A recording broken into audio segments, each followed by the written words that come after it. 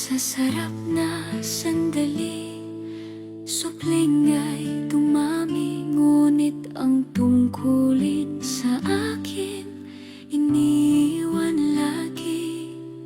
Ako'y bumabangon sa lamig ng umaga, habang sila'y tulog dahil sa bisyo't aliw na wala namang halaga.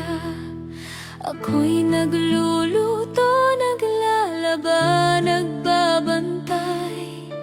Sa murang edad ako na ang naging nanay, habang sila'y abala sa sariling laya. Ang pagkabata ko'y tuluyang naagaw. Batang ina, pasan ang bigat.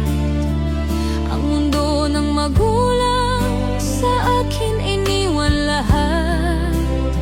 Mga pangarap ko'y nawaglit sa dilim, habang sila'y abala sa maling hangarin.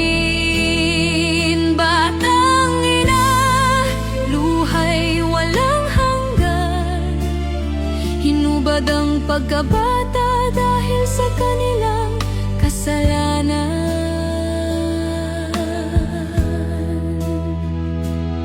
Kapatid kong umiiyak, ako ang nagbabadahan. Pagkain sa hapag, ako ang hinahanapan, habang sila'y madalas lasing at nag-aaway. Ako'y nagtatago, tahimik na humihikbi sa sulok ng bahay. Ang bawat gabing tahimik, ako'y umiiyak.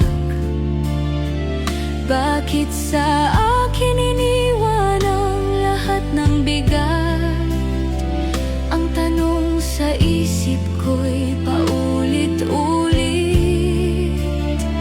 Bakit ang magulang ko'y tila walang bait?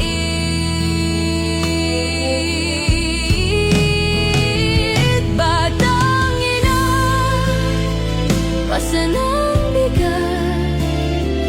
Ang mundo ng magulang sa akin iniwan lahat. Mga pangarap ko'y nawaglit sa dilim, habang sila'y abala sa maling hangarin.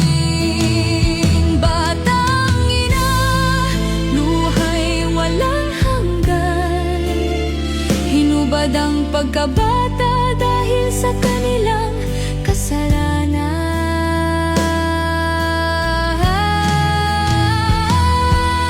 Hindi ba nila nakikita ang hirap ko?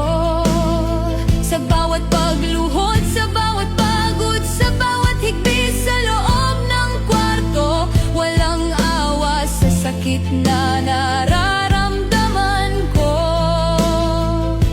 Anong uri ng magulang kayo?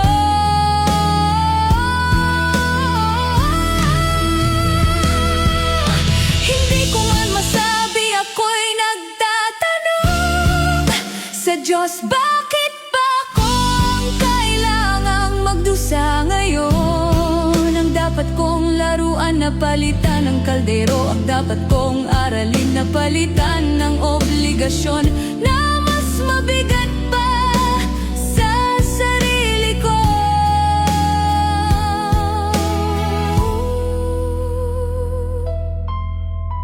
Masarap ang pagtatalik, ngunit ang bunga ang nagbubuhat ng pasakit, dahil sa magulang na walang malasakit. Ngayon, wala na silang obligasyon. Wala nang batang nagugutom na kailangang pakainin. Wala nang iyak na kailangang patahanin. Wala nang aralin na kailangang turuan o gabayan.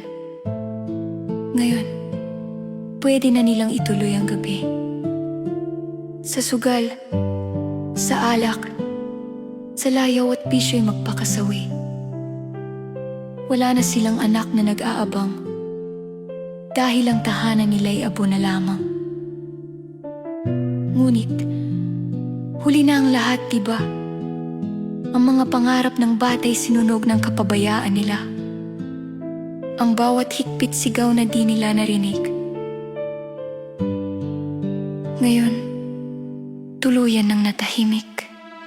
Batang ina, pasa ng bigat, ngunit sa huli ang mundo'y naging abot bighati.